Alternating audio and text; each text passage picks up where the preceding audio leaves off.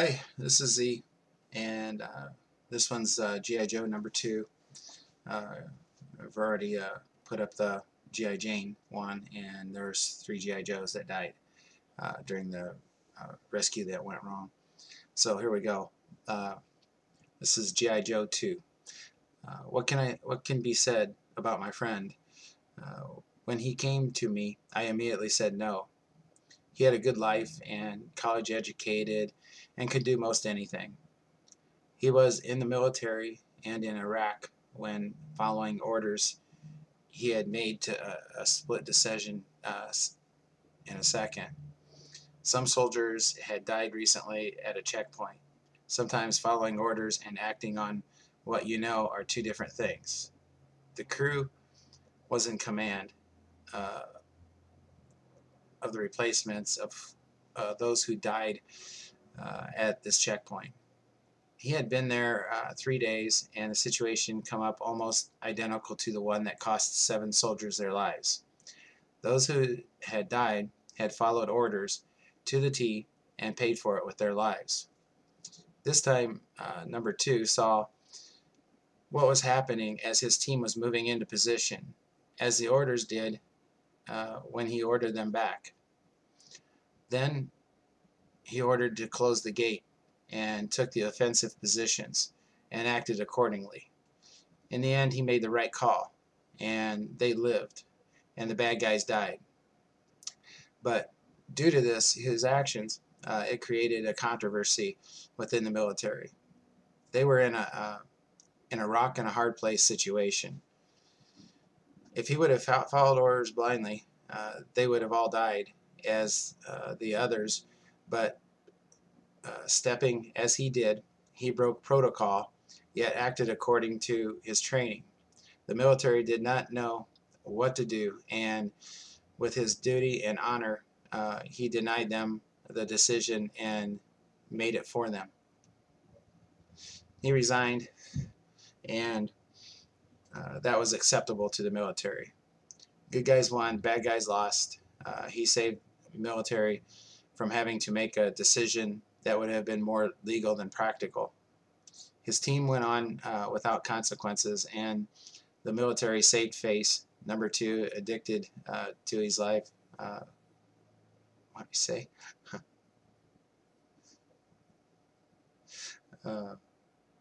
He was addicted to his life of a soldier, and with that gone, he could not find his way. Soon he joined a private military group, was behind the lines rather than involved in something he could see. He had been to see his parents several times over the past few months, and they could see that he was not happy.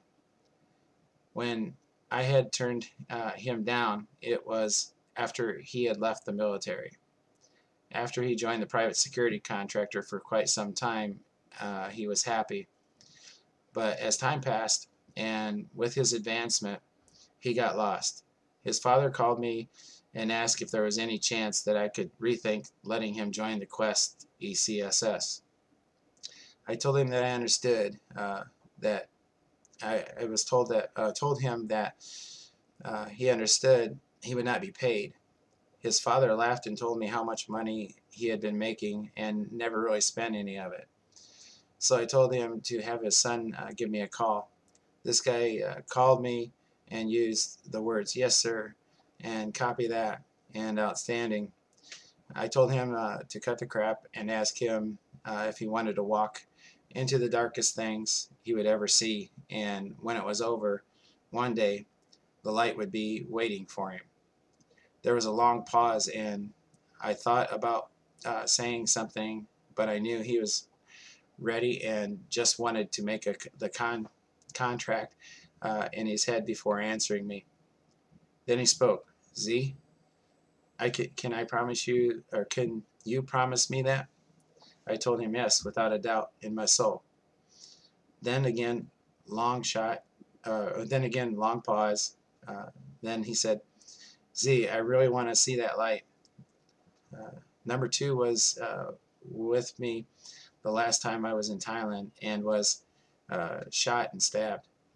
I was in a bad way, and the commitment that I have, each of my team commit to, I was following no matter what happens to us, till our kids are completely safe.